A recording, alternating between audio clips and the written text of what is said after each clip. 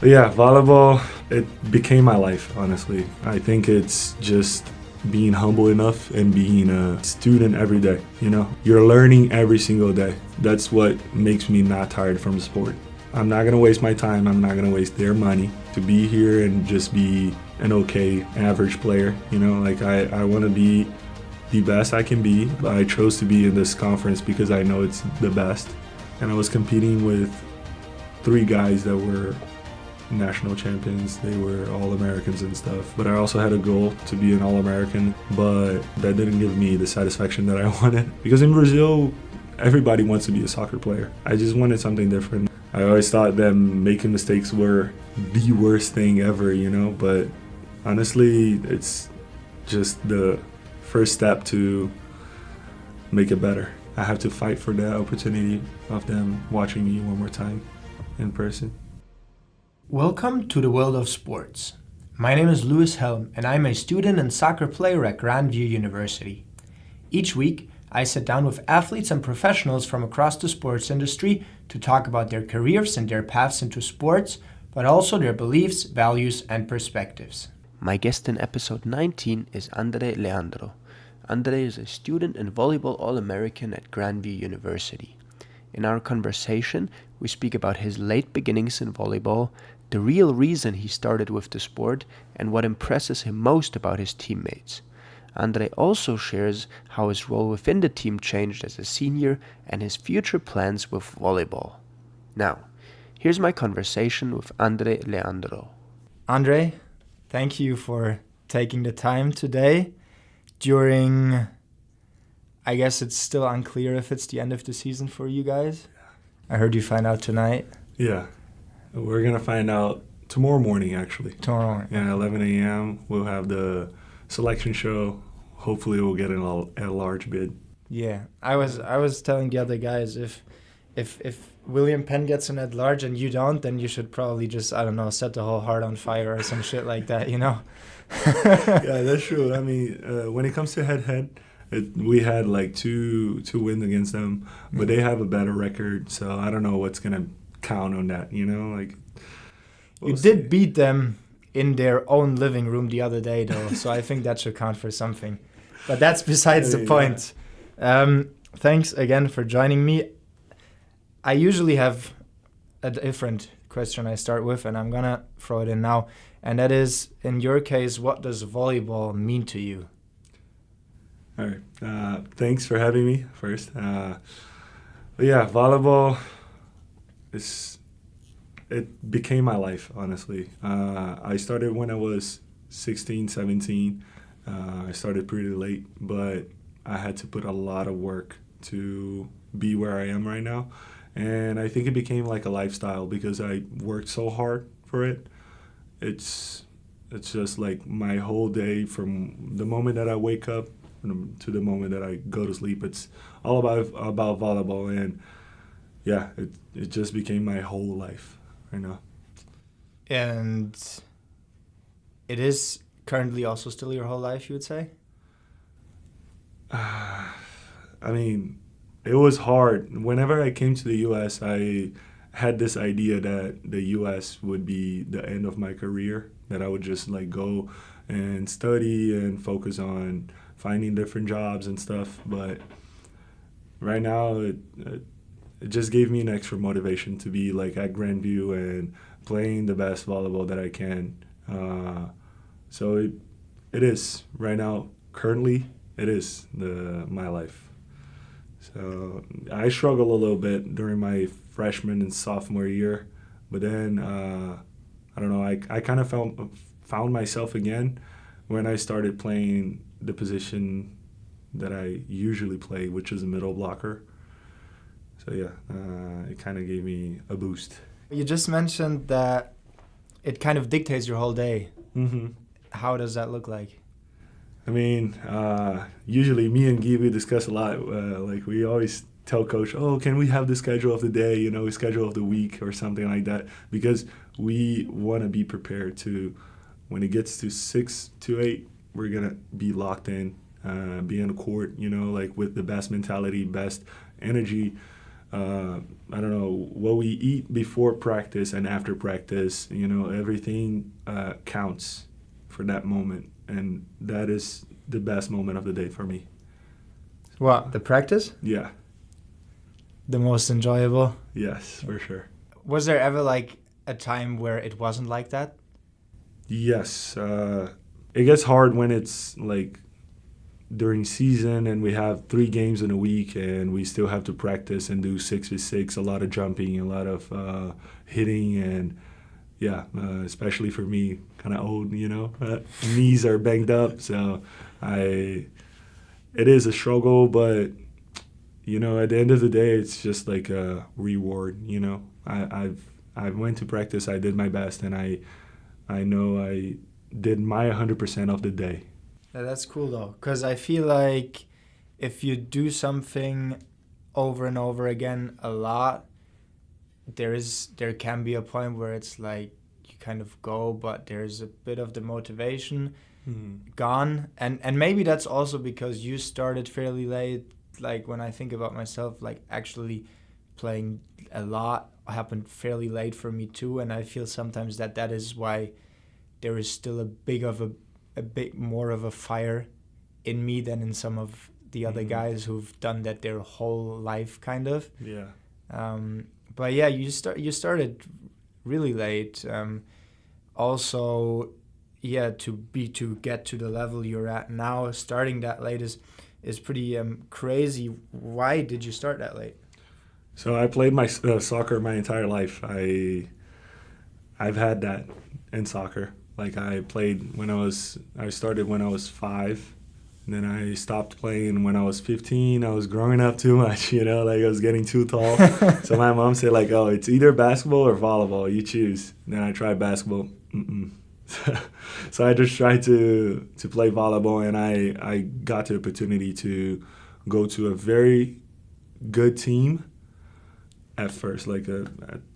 My first option was to go to one of the teams back home, and I had the opportunity. I met a lot of great guys, and I think from what you talked about, like getting tired from the sport and getting that burnout, I think for me, I think it's just being humble enough and being a student every day, you're learning every single day. That's what makes me not tired from the sport. I go to practice, of course.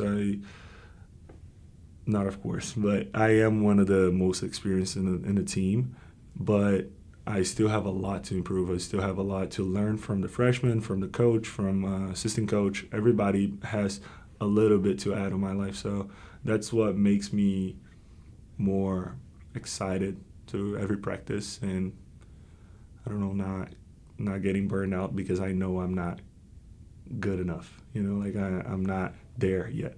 So I think that's a really valuable mindset to have, that you can always learn from everybody in some way, shape, or form. And as you rightfully said, that kind of keeps you very grounded and just like taking everything in. You did say though that kind of in soccer were at a point where it was like, okay, it's enough now. Yeah, it was hard for me because I played futsal, is that how you call it? Indoor soccer, I played most of my life futsal, and then I went to play big man soccer. I don't know, the field one, the pitch. So I started playing when I was 11, and then I finished playing when I was 15 because all the opportunities that I had was to just be there and make friendships and play, but it was not my focus. I was not locked in and getting better every day.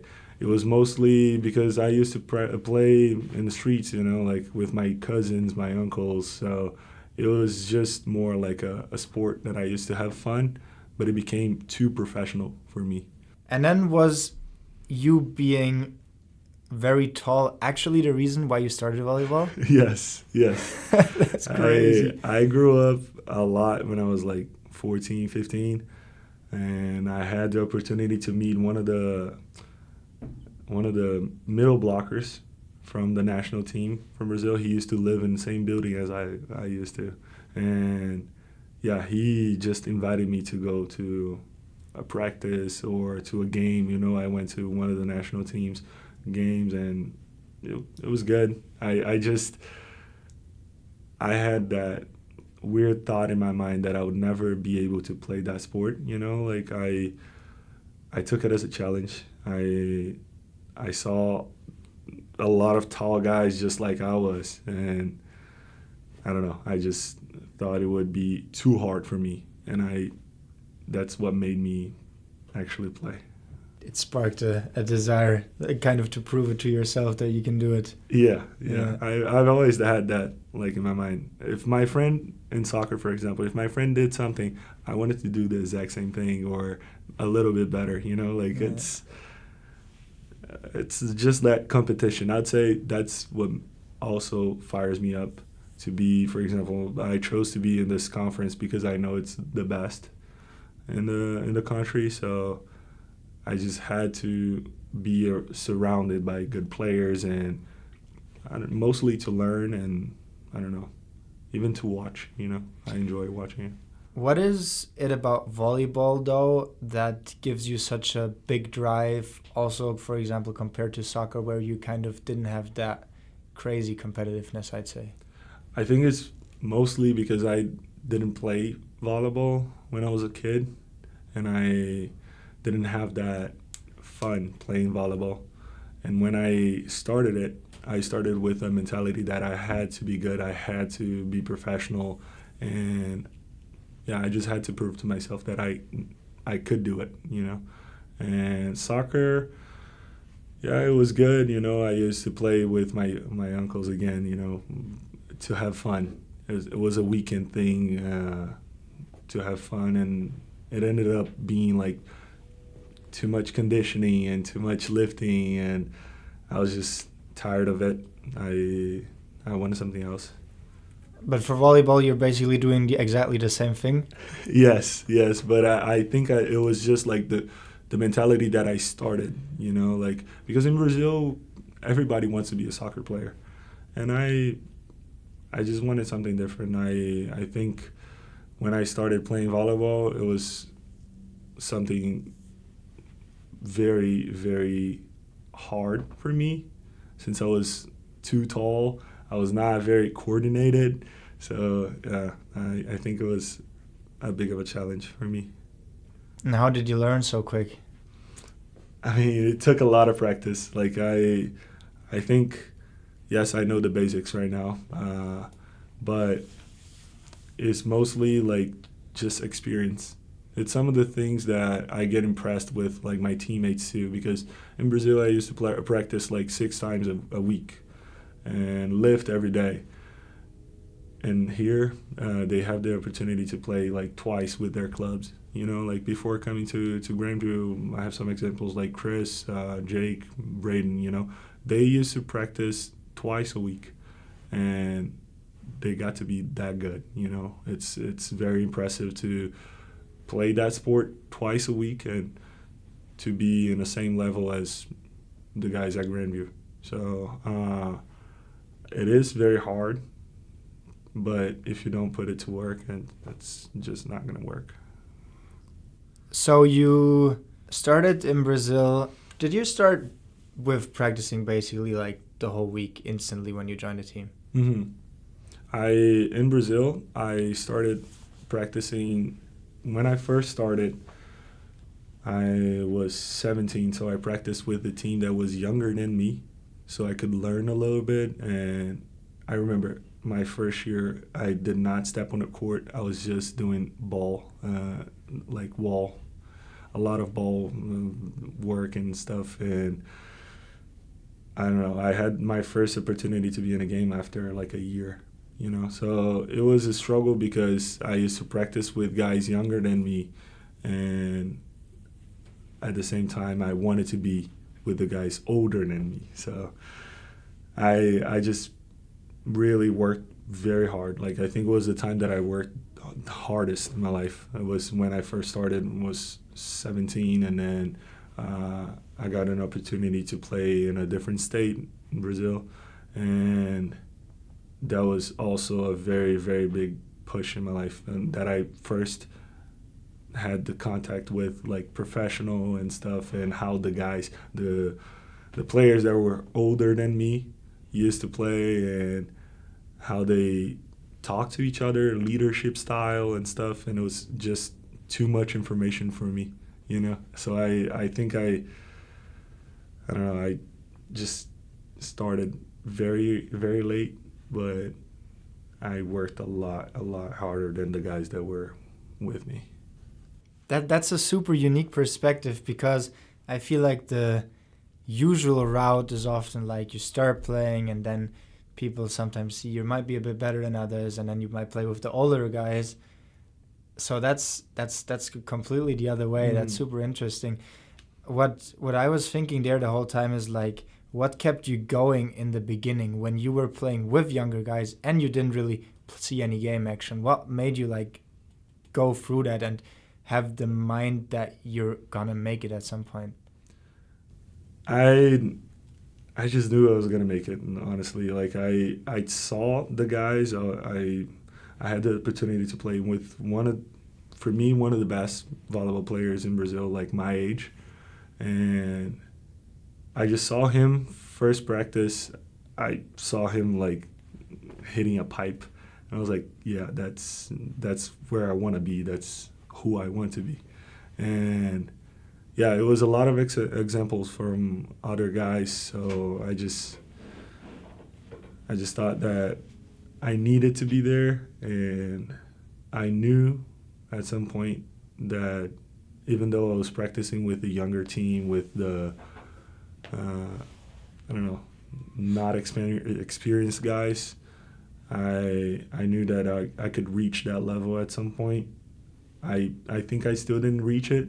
I prefer to keep my feet on the ground. You said you felt like you needed to get there. Was there any, like, outside pressure for you to get there, or was that more just yourself, like, proving it to yourself, kind of, you need to get there? Yeah, my parents always supported me, like, in different sports and everything, but I just felt like I needed to do it because they were giving me the opportunity to do it. So I'm not going to waste my time. I'm not going to waste their money to be here and just be an okay average player. You know, like, I want to be the best I can be. I know I'm not going to be, I don't know, maybe not the best in the conference, maybe not the best in the USA, but I want to be the best version of me, because that's a competition. That's the only thing that I can control.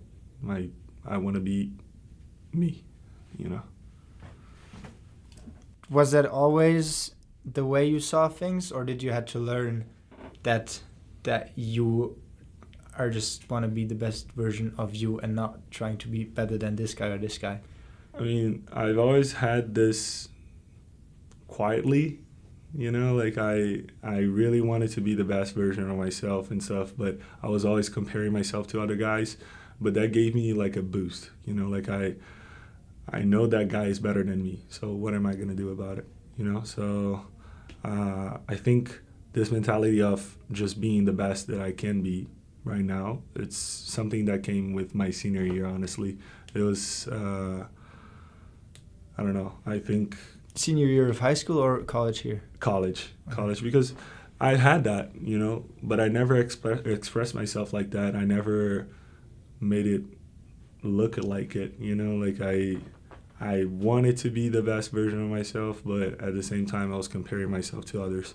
I think right now I'm not looking at the competition. I think I can be the best version of myself, and that will give the team the best version of Andre, you know, like, I'm just gonna do my best and focus on my game, not the others, like the competition or my teammates. Like I think that's the healthiest way to bring some competition to the guys. Is just like focus on yourself, and then you're gonna instantly just be better for the group. Would you say though that in the previous year where you were comparing yourself more to other players, that made you better, or that kind of limited you? I think it limited me because my goal last year was, of course, winning the conference and stuff. But I also had a goal to be an All-American and stuff. But that didn't give me the satisfaction that I wanted, honestly. Like I had the opportunity to be AVCA All-American and stuff, but I've had to sacrifice a lot or look too much at stats, and that's not what I wanted this year. That's not a healthy way to play the game, and that didn't bring my best. So I think this year I played in 3 different positions this year. So that gave me like a selfless perspective of playing the game, and a lot of my teammates made a lot of sacrifices because of that. Like they played different positions, so I could play that. I want to speak about your years at Grandview, because I think it's, especially in your situation being a senior now, and everything that happened before and then also to this year is super interesting. Mm-hmm. But before we talk about that, I want to kind of close the line on your playing career in Brazil before you even got to the US, because I mean, I assumed to be able to even go to the US, you then must have played good minutes and also good volleyball in Brazil. Mm. So after that year where you pretty much didn't play at all, how did you progress then in Brazil? So I started very late, and then we had the pandemic, and I didn't play volleyball for 8 months. And it was a very hard moment of my life because I didn't have any team, and I needed that playing to get better, and I felt like I was kind of getting behind, and my dream was running away from me, So I finally found a team and had to move to a different state, played a year there, and then I finally got to sign a pro contract, and that was when I learned the most. But I used to practice 4 times a day. It was totally overtraining, I used to get there at 9 a.m., leave the gym at 12, lunch, 1 p.m. I'm back at it again, and then leaving almost. I used to eat during practices because we had the U21 practice, and then we had the professional practice, and sometimes I had the opportunity to play, but I think it was 10% of the practices. It's very hard, but at all times I was doing extra work. I was just trying my best to maybe get an opportunity in the night practice, and I don't know, I used to get back home at 8 p.m. So that was when I first started having opportunity to play in U21, and with those videos I could send it to the US. If I'm being honest, I didn't get a good scholarship in my first year. I did not have good videos, but I finished 2021. December 2021, I went back home, and I decided to play beach volleyball every day, until August. And that really helped me. I had a really good coach that had the same mentality as me. So when I first got here, I did not have a good grades. I did not have a good volleyball, But then after my freshman year, Felipe was the previous coach here. He recruited me, and he really believed in just my mentality. Just he didn't see volleyball. I'm pretty sure he was not very comfortable about me. But yeah, when I got here, the coach right now is Hafa. So yeah, when I got here, Hafa really worked on like this mentality thing, because I used to get really mad when I missed something. I was like, okay, how can I be a good player if I'm missing this, if I'm doing this mistake?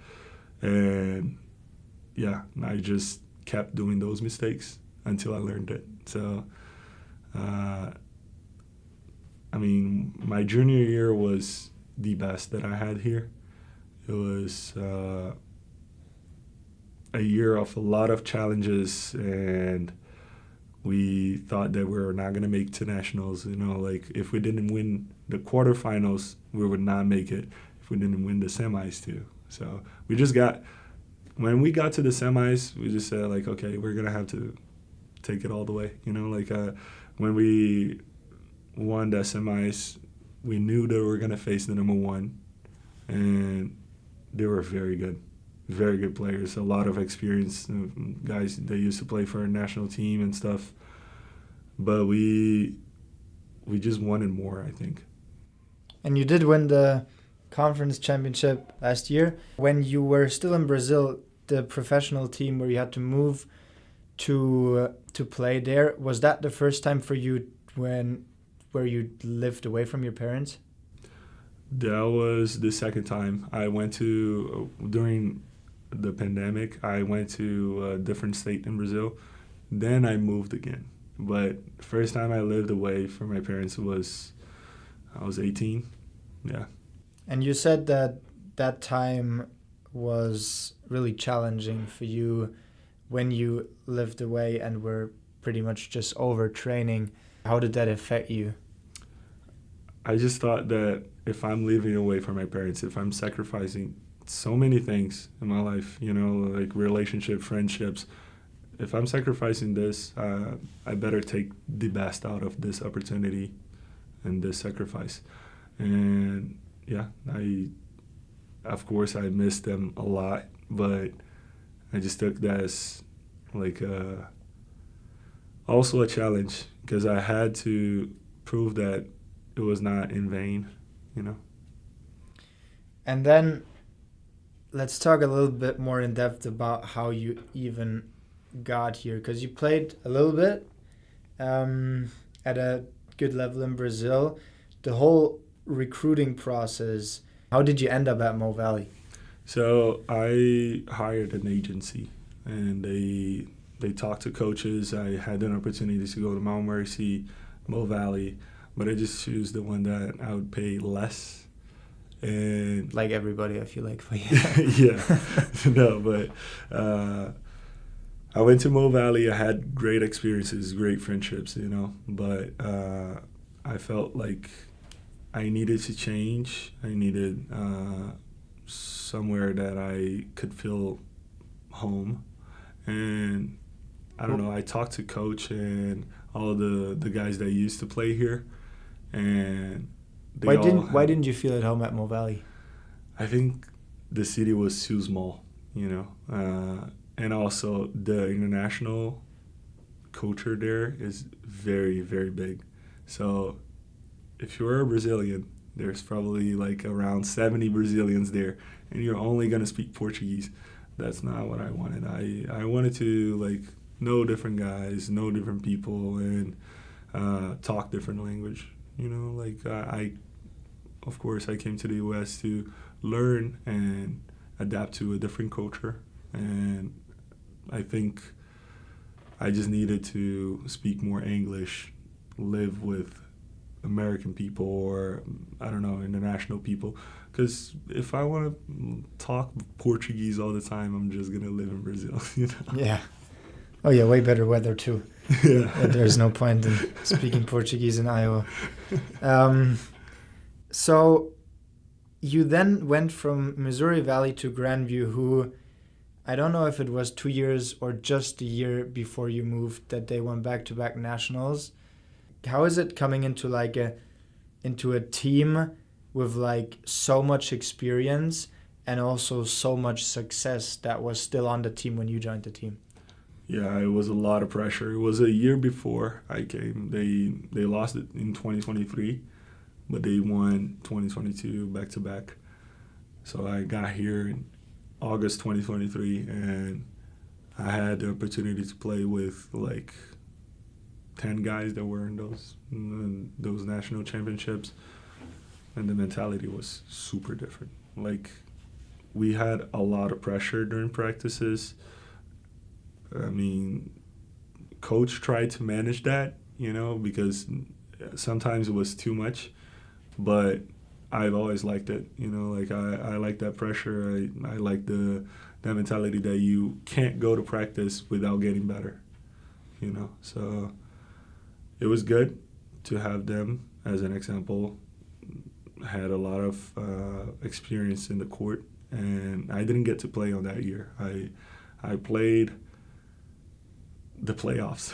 I changed positions on that year because I was an outside right side, and when it got to almost playoff time, one of the middles had to travel, and I said, okay, I can play middle. The coach said, like, oh, yeah, we can try you as a middle, and stuff. I was like, okay, yeah, we're going to try that. And in 2 days, I practiced as a middle. I think we played UHSB, my first game as a middle. Then we played MOBAP, one of the best. And, yeah, it just worked. And I ended up playing until, like, nationals as a middle, and I was a starter. It was a good year for me. I learned a lot, and I had to adapt a lot. The pressure in practice, how does that look like? I mean, they wouldn't say a lot of things. They would just react to what you do, So in a way that, like, you felt like you can't mess up. Yeah. I see. Okay. If you do good, that's what you're supposed to do. Mm-hmm. But if you do bad, you're not supposed to be there, they had a lot of good players, and I was competing with 3 guys that were national champions. They were All-Americans and stuff, and I just felt that I was just a guy from Mo Valley, like I just got here, one of the only transfers from that year. So it was good. And I also had 2 friendships from Brazil. They used to be my teammates. They helped me a lot on that, like, adaptation process. And yeah, I like the challenge. Sometimes some people don't get it, You seemingly did. After playing the playoffs in your first year here, you then started the second year, which you got All-American. You guys won the conference tournament again. How did you, like, evolve as a part of that team from being, like, first coming into a group of all these experienced players up until now where you are that guy? It's weird to be that guy, honestly. Yes, it is weird to be that guy right now. There is a little bit of pressure, and I feel like I'm trying not to be that guy. I'm trying to also learn with them and show that I'm not a perfect guy. I'm gonna make mistakes, and that's part of the game. They can also do good on the other side. So it is hard to bring that confidence to the team and stuff, but I feel like it's something that is naturally coming with me. Like I am very comfortable in this position that I'm playing right now, and I feel like it can bring a lot to the guys, not only from my position, from different positions too. I played as a right side this year, was not very good. Guys were, of course, feeling a little lost, as I was one of the only seniors in the court. I had Joshua too, but it was tough to manage when I was doing bad, and I couldn't help the team, and it was just hard because I didn't know what to do in that position. Then I moved to a different position, and I just felt like I could give more confidence and allowing them to make mistakes too, because I don't know if it is a good pass, I'm gonna put that ball down. What you just said, which I think is super interesting, is about sometimes also the other team just does good. Yeah. Were you always able to see it that way or accept that? One thing that I always say to the guys, it's just like a chess game, you know? The game starts way before it actually starts. It starts with scouting, it starts with watching film and stuff. So I understand that most of the teams will scout us, will know what we're doing, you know, like what play are we doing, you know? So I expect them to be good, you know. I expect them to be in a good day. Hopefully they will be, because that's where we want to be too. That's where the good competition comes. So I think we just have to be better than them and scout better, study better, play better, you know. And an example is Park last game. You know, they were reading all the plays. They were making funky moves, I'd say. You know, like some plays, I just felt like that was my weak point. I was like, nobody ever did that to me. And I just felt like, okay, I'm going to have to adapt to that. It's a chess game, you know. I'm going to have to change something. I'm going to have to run a different ball or, I don't know, swing higher. It's just tough to understand in the moment, but that's where coach and assistant coach comes and tells us what they're doing and how they're moving across the net. So it's interesting to look at this perspective on volleyball. It's I can't really understand like how it works in soccer, but in volleyball it's a lot of like scouting. And how do you guys do it? I think, funnily enough, the same way I'd have no idea how it actually looks at when you guys are scouting and all that stuff. It's probably exactly the same for you when you think about us. And at the end, it's pretty similar. Like we also just like look at film and see what the other team does, and then we have a plan of what we want to do, and then sometimes that works and sometimes it doesn't. Then we have to adjust it, and that's kind of how it goes. So I'm guessing it's pretty similar, just for different sports. Coming back though, there like taking that game against Park as an example, accepting that on that day they were the better team, is that something that comes easy to you, or do you go out of it and your head's down and it's hard to accept it? Yeah, my first reaction was to get really mad, you know, like how did they stop us? What did they do? You know, it was a close game. It was, of course, 3-0, but we played like really close sets. And I feel like just a little bit of momentum would get us there. But you have to understand that they're going to adapt to it. You know, they did good too on their side. So it is hard, but I do understand that if we want to beat them, we're going to have to practice harder. We're going to have to scout better and, yeah, do all those things. I think we have a shot to win against every game, against every team in the conference. But for that, we just needed to be more prepared, and we have to love the preparation. What I found really apparent when because we were obviously watching a lot of the home games, and because volleyball is such a big mental sport with like kind of every point it starts all over again, and you just have to be like focused all the time, but then at the same time it's also like you just have to let stuff go so quickly because the next point is coming up instantly. And looking from the outside, I sometimes felt like what you said about even you when you were a bit earlier in your career, like you made a mistake and then that kind of put you down a bit, stuff like that. I sometimes felt with some of the players on the team this year, being freshmen, being new, that was something, it looked, at least from the outside, it looked like they were struggling a bit with that. And then what was also apparent was that you were one of the guys who, at least again looking from the outside, had it pretty good together, and disregarding if the situation was you guys were winning or you guys were losing, you were like always pushing it and having everybody put their chin up and like compete and be positive all the time.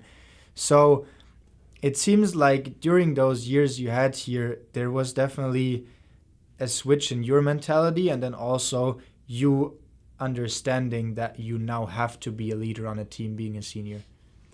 Yeah, it was very hard to build that mindset, honestly. I always thought that making mistakes were the worst thing ever, but honestly, it's just the first step to make it better, I think, yes, it's hard to make mistakes, and especially when we're losing, but I always tell them that the most important point is the next one. So I think, yes, as freshmen, they will feel that pressure. They will put their heads down, but that's why, like me, Josh, and Yi, I don't know, the most experienced guys would be there for them. And I think, like most games, I was taking that risk for them. Sometimes if we're losing by 4 points, for example, and somebody just made an error, they're gonna feel it. I understand that. Like, I felt the same way in my freshman year. But if somebody has to make a mistake or has to take that risk, I would rather take that risk myself. Also, how was it for you personally going into your senior year with so many core players graduating last year, and you, I don't know if you knew or you thought or whatever, that like it's gonna be very hard to be as successful as the years before because you're losing so many All-Americans, first-team All-Conference players that graduated last year? When I left Grandview in May last year, I just thought, like, oh, we're going to have to rebuild all the team, and I don't know he's bringing, and I was just afraid of, like, not getting where I wanted and stuff. And yeah, it was hard to lose, like, all those guys, but I feel like it's just a new team, and I think the idea right now would be just building a team for the next 2-3 years, Since we brought a lot of freshmen, it was hard to maintain the culture, the competitive culture, and to stay positive about it. But, they just proved me wrong. I really thought that they were not going to get better, or they were not going to be able to compete and stuff. But they worked very hard over the last semester, and they're completely different players. I told them after the Park game, I'm very proud of all of them because they worked a lot, and I know that they practiced twice a week, So it's hard to get better. So whenever they started practicing every day and lift twice a week and stuff, which is something that Grandview does very good. It's just like offering and giving the opportunity to whoever wants to fight for it. Yeah, they're going to do it. So they did it. And, like, I know that they're the best version of themselves right now. And it was a very, very hard time for me to see Galili, Leo, Ryan, going. Nelson, also great player, was also a bench player, but he would be like a very, very good guy this year. That's where I'm trying to go, because, I mean, obviously you're in a pretty good spot now, but just looking at yourself, how hard was it to buy into that rebuilding idea? Because it is great to rebuild a year for the next 2 to 3 years, but that's not going to be you because you're gone after that year. Mm-hmm. No, it's very hard. Like, I saw those guys leaving and graduating, and I was one of the two guys that were in the court, last year.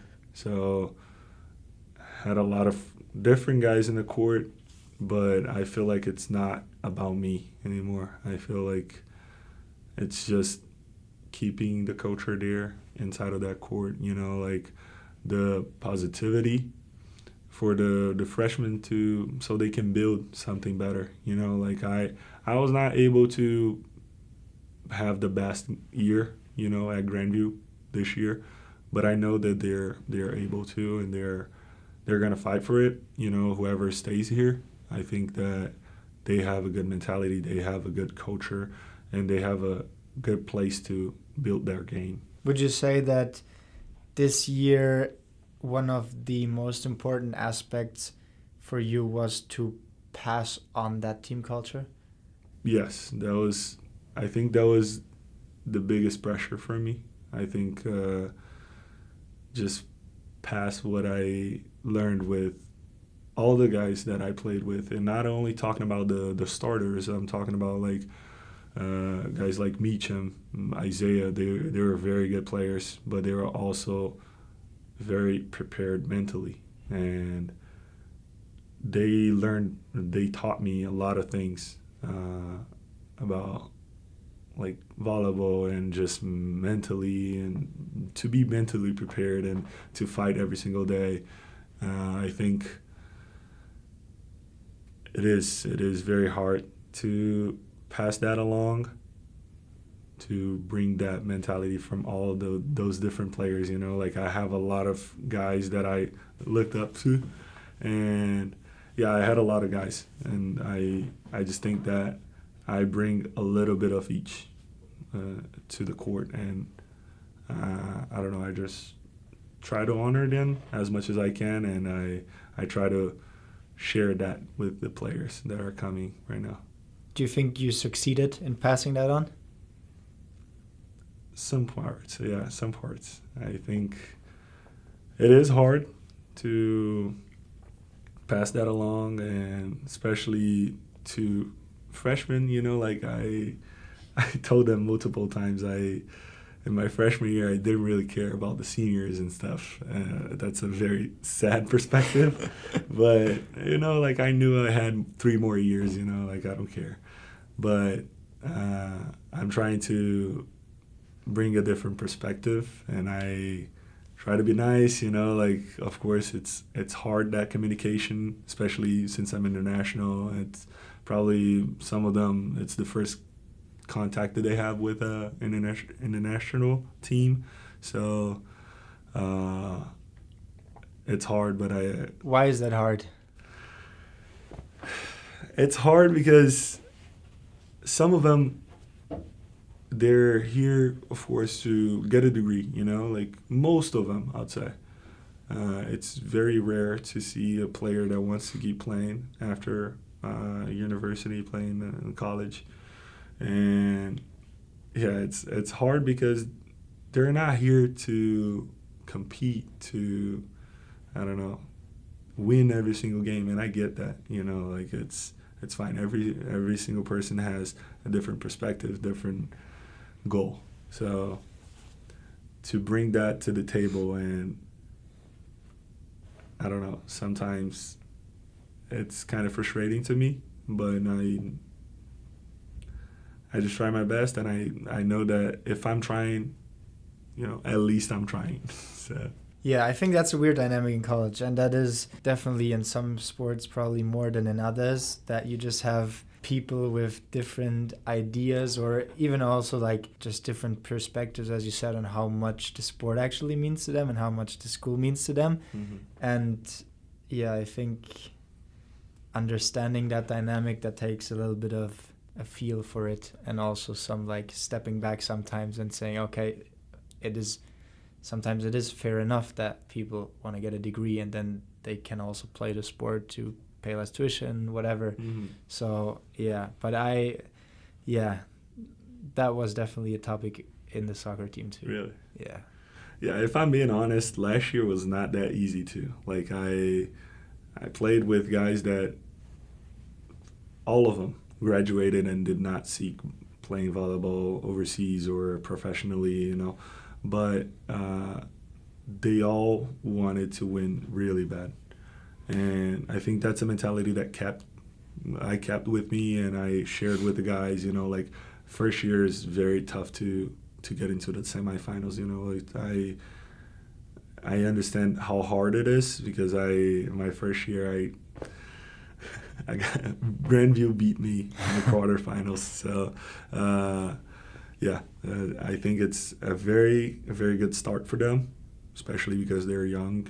And yeah, I think that last year a lot of guys were older and they had the last shot.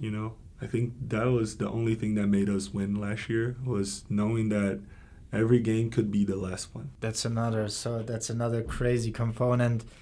And I mean, we also had a lot of guys on the team that were like playing their last season, and it is super weird still to me to like go into those games at the end of the season, and you always know, like, I mean, for you there's not that much time in between, but for us it often was like you either win now and then you play again in 5 days, or you lose and everything stops tomorrow. Yeah. And that is like, if you're used to playing a season where it's like you lose, whatever, next game, next weekend, stuff like that, it is so different.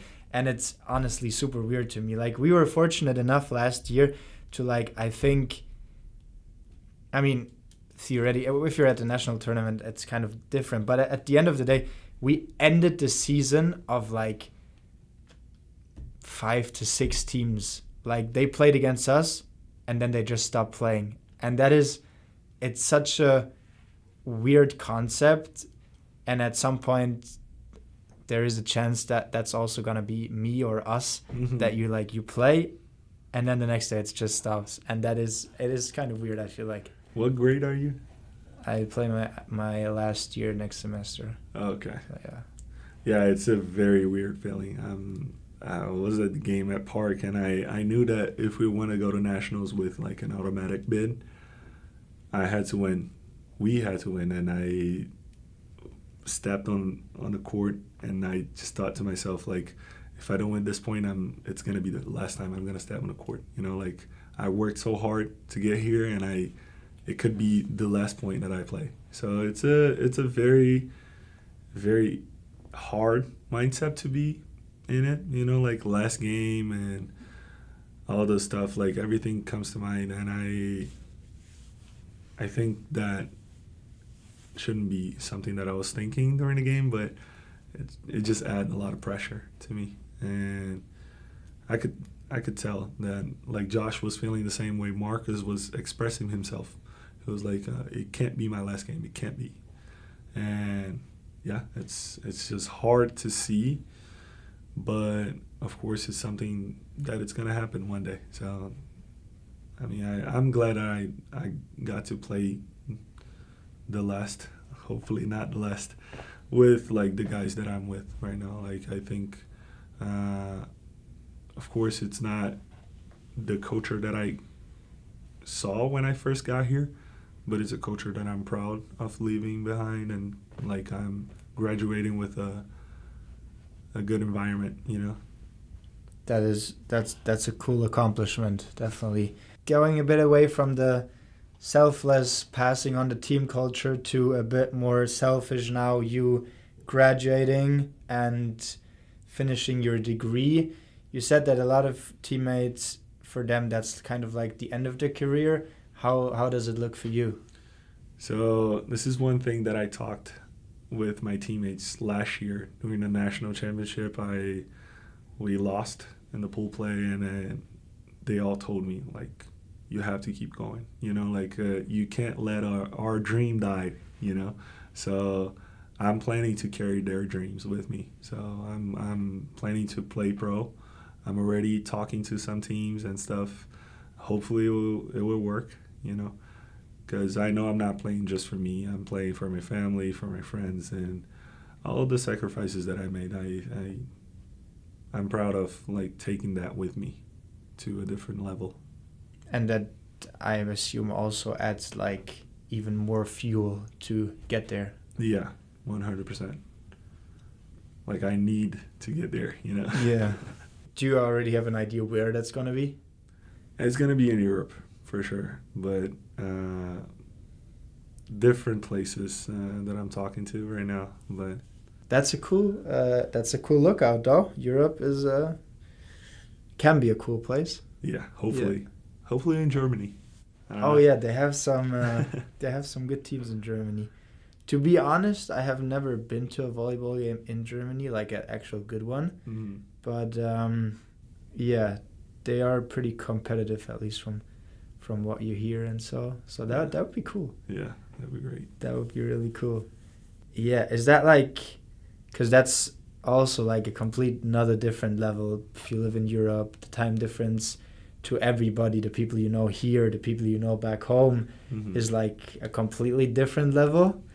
Is like that plan to move to Europe only exciting or also a little bit scary for you?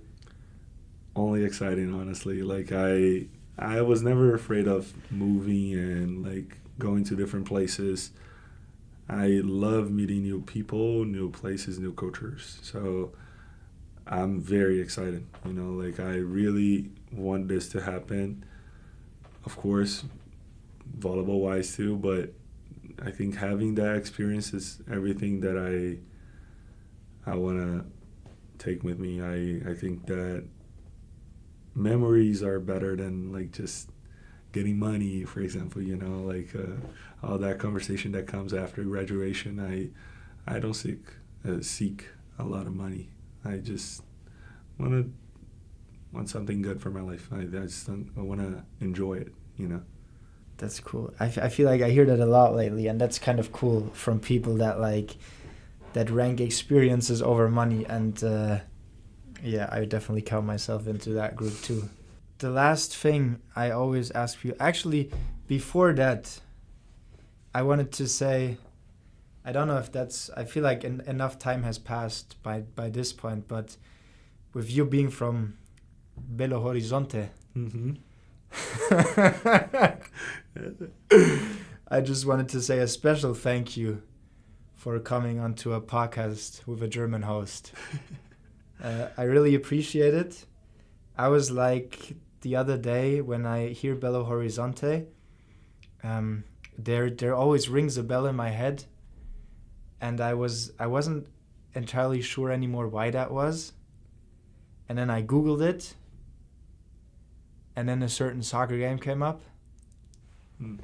And then I was like, oh shit. So thank you. Don't talk about it. So thank you for being here. We don't have to talk about it. Yeah, that 7-1 didn't happen. You know, like it was. I was like, okay. I still have to bring it up, unfortunately. I do have to. Good memories on my side. I'm glad I was not there, honestly. Like, oh, that is true. There, no, yeah. I was there, but I was not in the stadium. In the stadium. Yeah. So. No, but that's besides the point. I have a last question I always like to ask people here, and that is, what is the best piece of advice you've ever received?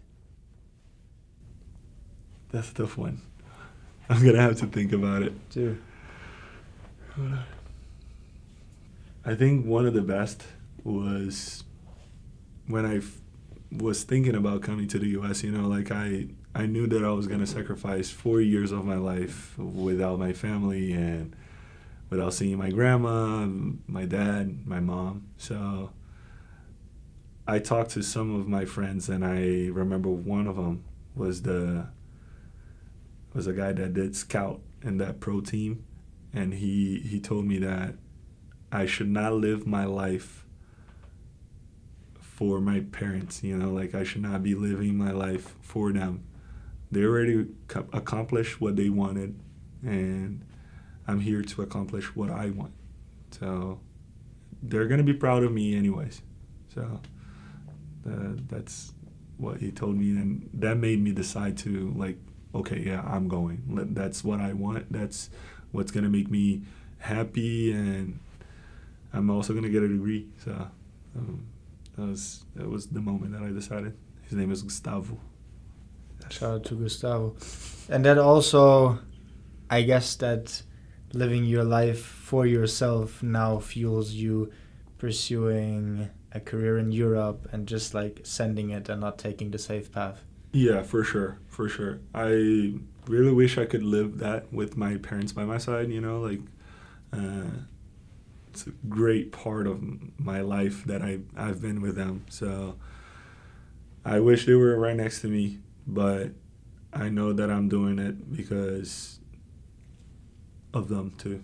So every time that I go back to Brazil, I spend like 3-4 months there over the summer, and it's good, but time to say goodbye, it's very, very hard. So I mean, I have to accept that every time that I get on a plane, you know, like I'm doing this for me and also for them.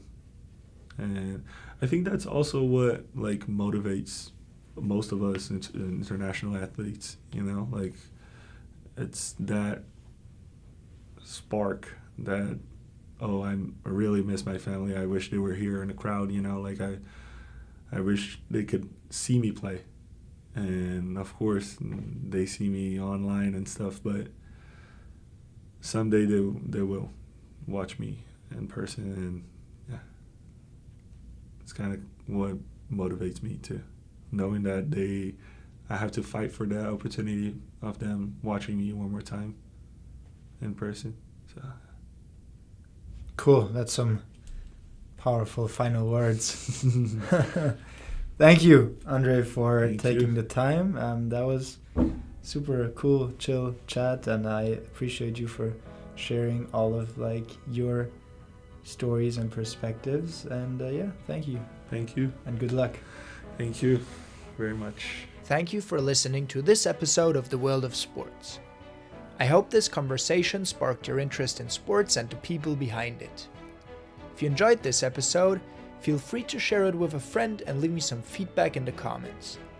Once again, thanks for joining me in the world of sports.